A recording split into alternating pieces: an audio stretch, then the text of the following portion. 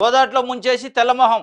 పోలవరంపై శ్వేతపత్రం పేరుతో చేతులెత్తేసిన ముఖ్యమంత్రి చంద్రబాబు తన చారిత్రాత్మక తప్పిదాలతో జరిగిన విధ్వంసాన్ని వైఎస్ జగన్పై నెట్టే యత్నం. వ్యక్తిగత దూషణలతో ఉక్రోషం. బాబు పునాది స్థాయిలో వదిలేసిన స్పిల్వేను 48 గేట్లతో సహా రికార్డు సమయంలో పూర్తి చేసిన వైఎస్ జగన్. ఇగో ఇక్కడ కనపడతాను 48 స్పిల్వేలట. చంద్రబాబు నాయుడు గారు 2014 నుంచి 2019 మధ్యలో ఓన్లీ ఒక డయాఫ్రమ్ వాల్ కట్టడానికి 436 కోట్లు ఖర్చు పెట్టి ఇగో ఇది కట్టలే. ఇది జగన్మోహన్ రెడ్డి గారు 48 గేట్లతో సహా రికార్డు స్థాయిలో కరోనా సమయంలో కూడా కట్టినా అని వాళ్ళు చెప్తున్నారు. మరి ఈ ఫోటోలు కానీ ఇది 2014 నుంచి 19 మధ్యలో ఎక్కడ మీరు ఎలక్షన్ 2019 ఎన్నికలకు పోయినప్పుడు కూడా ఇట్లాంటిగో మేము పోలవరం ఈ 48 గేట్లు నిర్మించడం లేదా 20 గేట్లు నిర్మించడం ఈ ఫోటోలు ఇదిగో ఈ వీడియోలు ఇది కానీ ఎక్కడ చెప్పే ప్రయత్నం చేయాలి.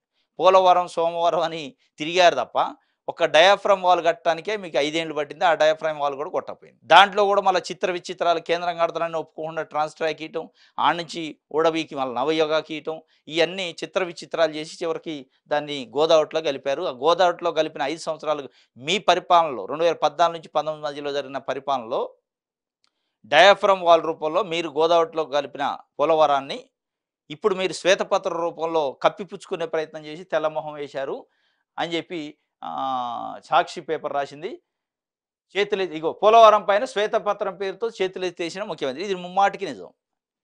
ఇది చేతులెత్తేసే కార్యక్రమం. పోలవరాన్ని పూర్తి చేయకుండా పూర్తి చేసే అవకాశం లేదు అని చెప్పి చేతులెత్తేసే కార్యక్రమం. అది ఇండైరెక్ట్గా చెప్తుండ్రు. అది ఇండైరెక్ట్గా చెప్తుండ్రు.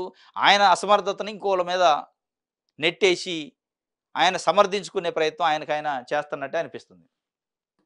కరోనా ప్రతికూల పరిస్థితుల్లోనూ స్పిల్ ఛానల్ ఎగువ దిగువ కాపర్ డ్యాములు పూర్తి. 2021 జూన్ 11 స్పిల్వే మీదుగా గోదావరి ప్రవాహం 6 కిలోమీటర్ల 100 పొడవున మళ్లింపు. కుడి ఎడమ కాలువలతో పాటు కనెక్టివిటీస్ జల విద్యుత్ కేంద్రం పనులు కొలిక్కి.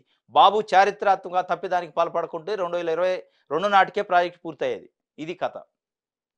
1941 నుంచి జీవనాడి సాకారం కోసం ప్రతిపాదనలు 9 ఏళ్లు సీఎంగా ఉండి కనీసం ఆలోచన కూడా చేయని చంద్రబాబు 2005లో చిరకాల స్వప్నాన్ని సాకారం చేస్తూ పోలవరాన్ని చేపట్టిన వైఎస్ఆర్ ఇప్పటికీ 49.79% పూర్తి. 5 ఏళ్లలో 24.94 పనులు చేసిన జగన్ సర్కార్. ఇది గోదావరిలో పోలవరాన్ని సృష్టికర్తను నేనని చంద్రబాబు నాయుడు గారు పదే పదే చెప్తున్నారు. 1941 నుంచి ఏపీ ప్రజల కళ అది. ఆ కళను మీరు ఉద్ధరించారు. 14.5 సంవత్సరాలు ముఖ్యమంత్రి చేశారు. అందులో విడిపోయిన తర్వాత ఒక 5 ఏళ్ళు చేశారు. అంతకుముందు 9.5 ఏళ్ళు చేశారు. ఏ రోజు కూడా 9.5 సంవత్సరాల మీ ముఖ్యమంత్రి పదవి కాలంలో పోలవరం అనే మాట నోటి నుంచి రాలే. పోలవరం అనే మాటని మీరు పలకలే. చంద్రబాబు నాయుడు గారి ప్రయత్నం ఏంది? పోలవరం నిర్మించే విషయంలో కాడి కింద పడేసే వ్యవహారం నడుస్తుంది. ఇప్పుడు ఈ శ్వేతపత్రం కానీ గడిచిన ప్రభుత్వం తప్పులను కానీ చెప్పే ప్రయత్నం చెప్పండి. గడిచిన ప్రభుత్వం తప్పులు చేస్తే చెప్పొచ్చు, దాంట్లో తప్పు లేదు. కానీ తప్పుల వరకే చెప్పి రాబోయే వర్క్ ప్లాన్ ఏంది, రాబోయే ప్రణాళిక ఏంది, రాబోయే రోజుల్లో మీరు ఏం చేయబోతున్నారో చెప్పే ప్రయత్నం చేయట్లేదు అంటేనే దాని అర్థం పోలవరాన్ని కాడి కింద గడేసే ప్రయత్నం చేస్తున్నారు. పోలవరాన్ని నిర్వీర్యం చేసే ప్రయత్నం చేస్తున్నారు.